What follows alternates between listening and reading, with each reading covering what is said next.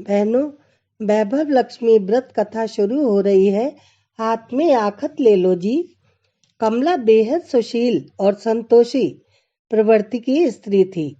वह भगवान विष्णु की सच्ची भक्त थी। अपने पति सोहन लाल के साथ गांव में रहते उसने और उसके परिवार ने सदा दुख ही झेले थे। तब पति पत्नी ने आपस में सलाह की और अपने बच्चों को लेकर एक बहुत बड़े शहर में आ गए। शहर में आकर सोहन लाल ने एक ढाबा खोला जिसमें बहुत अच्छी आमदनी होने लगी। सब भगवान की कृपा से अच्छा चल रहा था।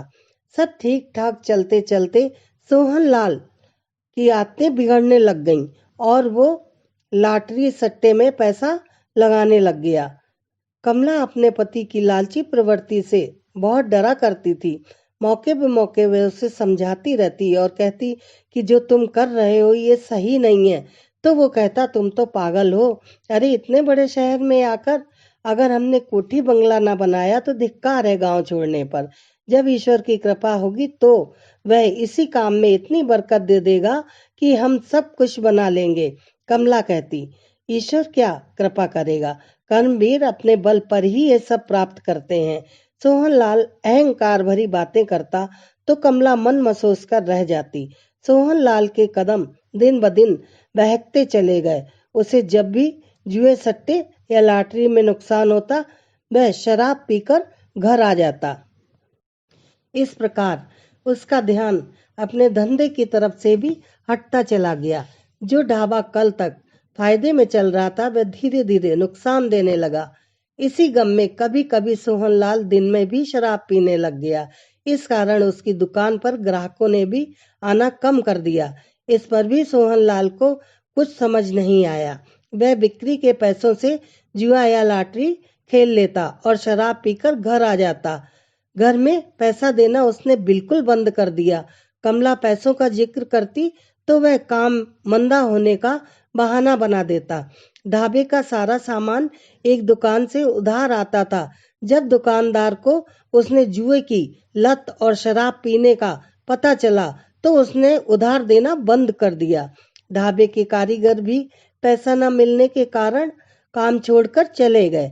नतीजा यह हुआ कि ढाबे में ताला पड़ गया। अब तो घर में फाका होने लगा। अब सोहनलाल काम धंधे की तलाश के नाम पर सुबह घर से निकल जाता और शाम को न जाने कहां से शराब पीकर लौट आता।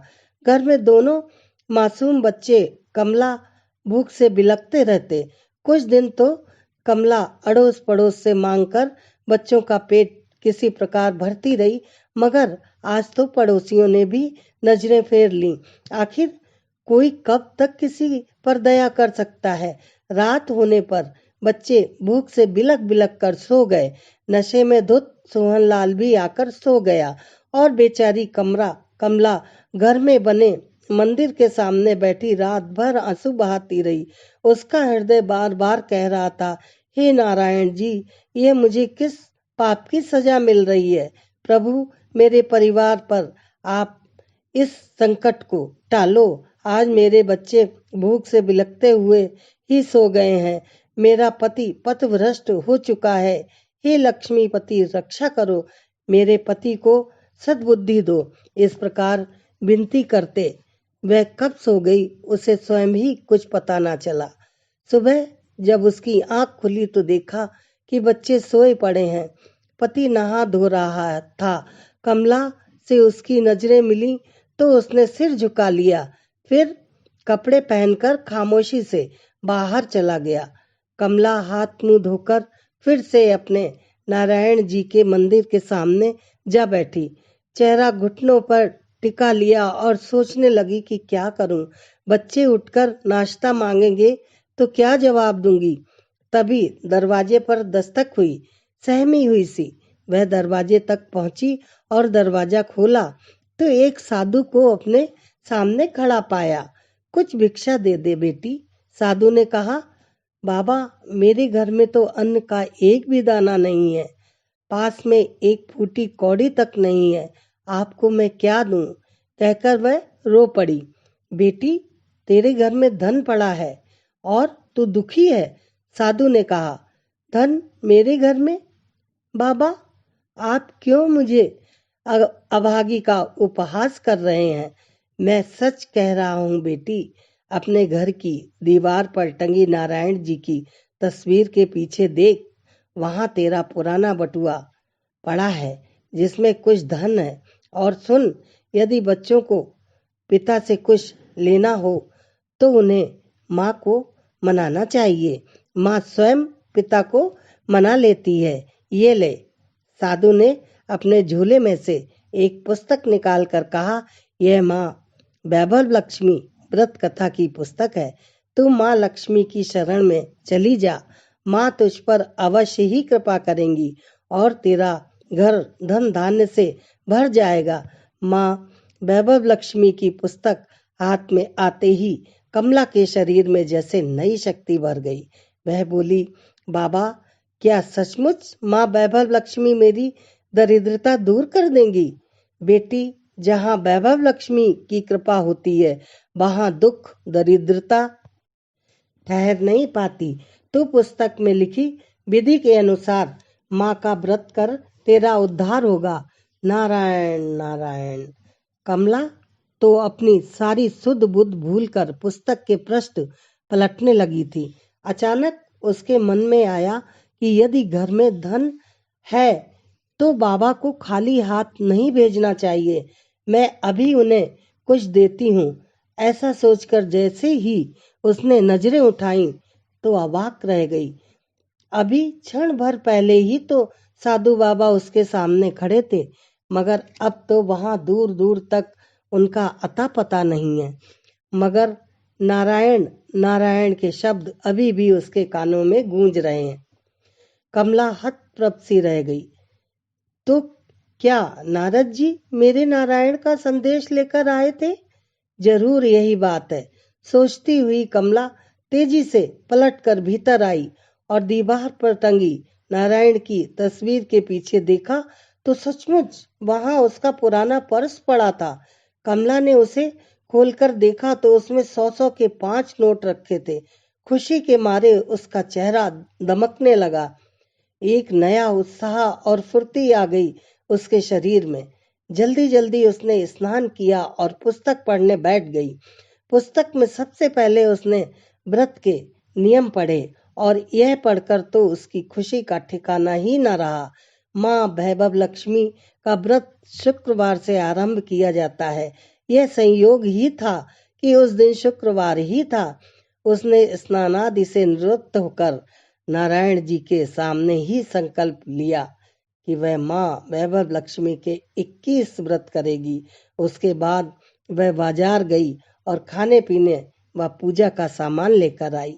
उसने बच्चों को जगाकर उन्हें नहला धुलाकर नाश्ता दिया और फिर माँ वैभव लक्ष्मी व्रत कथा के पुस्तक में लिखे नियमों के अनुसार व्रत किया। सारा दिन वह जय माँ वैभव लक्ष्मी, जय माँ वैभव लक्ष्मी का जाप करती रही।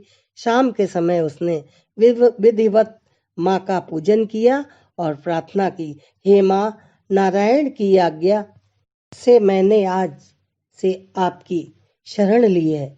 मेरी मनौती पूर्ण करना माँ। माँ, केवल इतना चाहती हूँ कि मेरे पति को सद्बुद्धि आए और वे सभी दुर्गुणों को त्याग कर फिर से सद्गुण के मार्ग पर काम करें। जय माँ वैभव लक्ष्मी, जय माँ वैभव लक्ष्मी। व्रत कथा कहकर उसने बच्चों को चूरमा का प्रसाद दिया, अपने अड़ोस पड़ोस में बांटा, फिर पति के इंतजार में पलकें बिछाकर बैठ गई। रात 8 बजे उसका पति आया। कमला को यह देखकर सुखद आश्चर्य हुआ कि आज वह नशे में नहीं था। कमला, आज तो चमत्कार हो गया। ईश्वर की कृपा से कल से ही मेरा ढाबा फिर से चालू हो जाएगा। आज लाला ने स्वयं बुलाकर कहा कि यदि मैं शराब और जुए की लत छोड़ दूं तो वह मुझे फिर से आटा दाल आदि उधार दे देगा। और कमला, मैंने आज से ही कसम खा ली है कि मैं जीवन में कभी भी शराब और जुए की तरफ नहीं देखूंगा। ये सब तुम्हारे शुभ कर्मों का चमत्कार है। नहीं स्वामी, यह सब माँ वैभव लक्ष्मी का चमत्कार है। माँ वैभव लक्ष्मी का चमत्कार है। हाँ स्वामी, अब हम सब माँ वैभव लक्ष्मी की शरण में हैं। आज ही मैंने माँ वैभव लक्ष्मी का व्रत रखा है। माँ वैभव लक्ष्मी सबकी मनोकामना पूर्ण करती हैं। एक बार माँ जिससे प्रसन्न हो जाती हैं, उसके जीवन में कभी भी दुख और दरिद्रता की छाया नहीं पड़ती। मगर तुम्हें यह सब बताया किसने? मेरा मन रोमांचित सा हो रहा है कमला, मुझे सब कुछ बताओ। आओ स्वामी, आओ, आप भी पहले माँ का आशीर्वाद ले लो। कमला उसे मंदिर के समीप ले गई। एक चौकी पर श्री यंत्र के समक्ष माँ वैभव लक्ष्मी की ज्योत अभी भी जल रही थी और जल के पात्र पर रखी कटोरी में घर का आखिरी गहना, कमला की नाक की सोने की कील पड़ी थी। सोहनलाल जैसे ही माता की ज्योत के समक्ष गया, उसकी आंखों से अविरल अश्रुधारा बह निकली और हाथ जोड़कर वह बोला, हे माँ वैभव लक्ष्मी, मैं लोभ में फंसकर पथभ्रष्ट हो गया था। मैं बिना मेहनत किए ढेर सारी दौलत पा लेना चाहता था। मैं समझ गया माँ कि आपने मुझे मेरे लालच का ही दंड दिया था। हे माँ, अब मैं अपने परिवार सहित आपकी शरण में हूँ, हमारा उद्धार करो। हे माँ, मैं भी आज संकल्प करता हूँ कि अपनी पत्नी के साथ आपके व्रत को करूँगा। फिर दोनों ने मिलकर माँ वैभव लक्ष्मी का प्रसाद ग्रहण किया। दूसरे दिन सोहनलाल ने अपनी दुकान को झाड़ पोंछ कर साफ किया ही था कि उसके पुराने कारीगर भी वापस आ गए और दोपहर होते होते ढाबा पहले की भांति चलने लगा। इसके बाद जब शुक्रवार आया तो पति पत्नी ने मिलकर माँ वैभव लक्ष्मी का व्रत किया। इस एक सप्ताह में सोहनलाल के घर की स्थिति तेजी से सुधरने लगी। अब सोहनलाल ने लोभ लालच सब त्याग कर सब कुछ माँ की मर्जी पर छोड़ दिया था। इसी प्रकार 21वां शुक्रवार आया तो दोनों ने अपने सगे संबंधियों को बुलाकर कथा कही। 7 कन्याओं का पूजन कर उन्हें भोजन कराया और उन्हें वैभव लक्ष्मी व्रत कथा की एक एक पुस्तक भेंट की। इसके अतिरिक्त उन्होंने 101 प्रतियां सभी श्रद्धालु भक्तों में बांटी। उसी दिन उन्होंने ये संकल्प भी लिया कि हम उम्र भर निष्काम भाव से माँ वैभव लक्ष्मी का व्रत करते रहेंगे। बोलो माँ वैभव लक्ष्मी की जय। हे माँ, जिस प्रकार आपने कमला के मन की मुराद पूरी की, ऐसे ही अपने सभी भक्तों की मुरादें पूरी करना। अपनी शरण में आए की रक्षा करना। सबको सुख, समृद्धि, धन धान और संतान देना। बोलो माँ वैभव लक्ष्मी की जय।